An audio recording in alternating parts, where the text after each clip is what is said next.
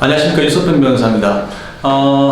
음주 사건, 그러니까 음주운전 이진 아웃 이상의 사건이 이제 지금은 그냥 벌금으로 끝나지 않고 정식 재판, 공판 절차로 이제 되고 있지 않습니까?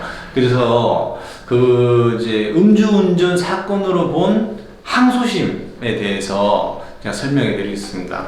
이제 첫 번째 사건은 제 의뢰인이 음주가 3회 이상이었는데 1심에서 이제 정말 뭐 관대한 처분을 받아가지고 벌금 800만 원을 받았습니다. 그랬더니 벌금 800만 원이면 법정 구속, 집행유예, 그 다음에 벌금형 이렇게 세 가지로 크게 구분한다 그러면 벌금 800원 대단히 잘 받은 거거든요. 벌금이 2천만 원까지로 사형 지원되는데 보통 벌금형 1200, 1500, 심하면 2000 풀로 맞을 수가 있는데 800만 원 굉장히 잘 받은 겁니다.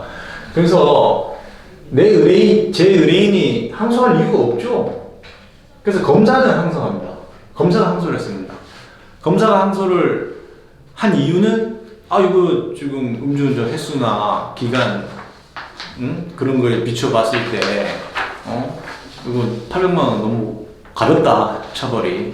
자, 검사가 항소했을 때는 형이 이게 경우의 수가 어떻게 나오냐면 가중될 수 있고, 검사 항소 받아들여졌다 그러면, 그리고 검사 항소 기각이 되면 800만 원 받은 게 확정이 되죠. 대부분 양형부당, 그러니까 형이 무겁냐 가벼우냐는 2심까지 항소 사유가 되지만 상고심에서는 양형부당만 자체로 가지고는 상고 이유가 아닙니다. 다만 양형 자료를 냈는데, 증거 자료를 냈는데 그 증거의 채택과 심리에 대해서 체증법칙, 어려운 말로 이제 증거 채택 과정이나 심리 이런 것들에 대해서 체증법칙 위반으로 하는 경우는 있을 수 있겠지만, 형이 너무 무겁다 이런 걸로 상고 이유는 원칙적으로는 상고 이유에 해당하지 않습니다. 자, 그래서 이제 검사가 이제 상고는 안 했으니까 800만 원으로 제 의뢰인은 확정이 됐습니다. 그리고 이제 두 번째 사건은 뭐냐면, 요거는 좀 많은데요. 이거는 1심 때 이미 몇 회지? 하나, 둘, 셋. 이미 1심 때 음주운전 전력이 4번이나 있어서 징역형 1년을 선고받았어요. 근데 문제는 뭐냐면 그 전에 받았던 판결이 징역 2년에 집행유예 3년이었거든요. 그러니까 집행유예 기간 중에 또 음주운전을 한 거죠. 예. 그러니까 괘씸한 거죠, 법원에서. 그래서 이제 징역 1년을 받았는데, 이때 제 의뢰인이 1심은 제가 하지 않았습니다. 구속된 상태에서 항소심만 제가 맡았는데, 항소를 이제 피고인이 했죠. 검사는 안 했습니다. 자, 이런 경우에는 경우의 수가 감경되거나 1심형이 유지가 됩니다. 가중되지 않습니다. 피고인만이 항소했을 때는. 그러면 항소하면 내 형이 1심 때보다 더 세진다 그러면 항소하는 게 두렵잖아요. 그러니까 불이익 변경 금지 원칙이라고 해서 그렇게 됩니다. 그런데 문제는 뭐냐면 1심 판결을 선고할 때 추가로 지금 또 음주운전 한 사건이 있었거든요. 그게 이제 수사 중이었습니다. 그러니까 이제 이거를 병합할 수가 없었죠. 기소가 돼야 지금 진행 중인 음주운전 사건하고 그 다음에 추가로 한 음주운전 무면허 사건하고 이게 병합이 될 텐데 못했던 거죠. 그래서 2심에서 이제 이걸 다 병합을 해가지고 사건 이제 서너 개를 병합을 해서 이제 제가 항소심을 맡았습니다.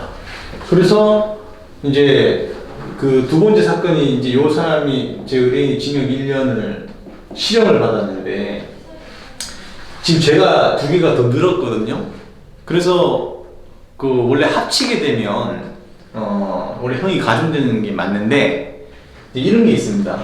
원래 이게 이 사건들이 한꺼번에 판단받았더라면 징역 1년이었을 건데 재판을 따로 받는 바람에 징역 2년이 된다 이러면 불합리하잖아요. 그래서 그거를 뭐 동시적 경합범, 이시적 경합범 뭐 이렇게 구분하기도 하고 37조 전단 경합, 형법 37조 후단 경합 이렇게 하는데 여기까지는 모르셔도 되고 이제 범죄자들은 압니다. 이제 학교 갔다 오신 분들은 한 30조 전단, 30조 후단 다 알아요. 그 안에 이제 교도소 안에서 다 거기 다 판사, 검사, 변호사가 다 있습니다. 거기 이제 이렇게 보면 이제 사실은 형이 가중돼야 되는 게 맞는데 검사가 항소를 안 했잖아요.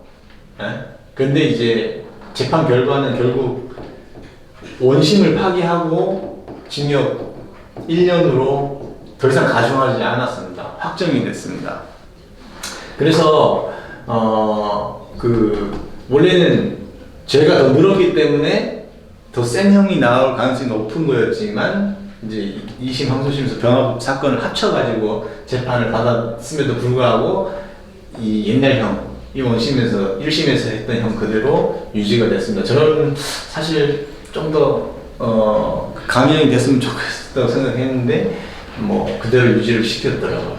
자, 근데 피고인도 항소하고 검사도 항소하는 경우가 있습니다. 이 경우는 쌍방 항소라고 해서 경우의 수가 가중될 수 있고 형이 아니면 둘 다 항소 기각돼서 1심령 유지될 수 있고 감경이 될 수가 있습니다. 그러니까 이제 이거는 이제 음주운전을 통해서 보는 건데 형사 절차에서는 다 공통되는 쪽으로 통용되는 그런 내용이니까 잘 보시고 누가 항소했냐에 따라서 결과가 달라진다 이렇게 이해하시면 되겠습니다.